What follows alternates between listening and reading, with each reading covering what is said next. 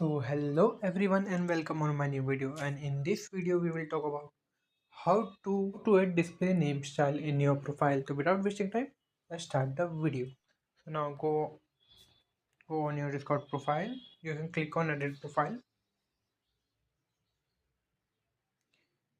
and here you can go on display name style. Now you can click on surprise me. It will automatically display any font, effect or color, or either you can choose yourself. For example, I like Sakura. Well, I don't like Sakura.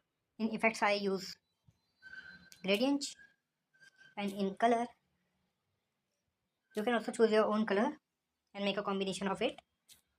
But I will choose this. Because it suits my display name and profile as well as my avatar decoration. Now I will click on apply and click on save.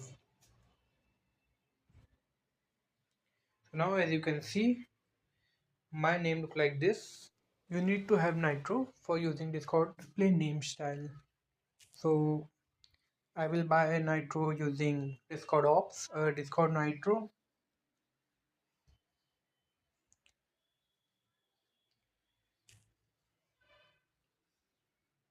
If you think you don't want this feature, this not look very attractive, you are irritated by it, you can just disable it by go on your Discord settings,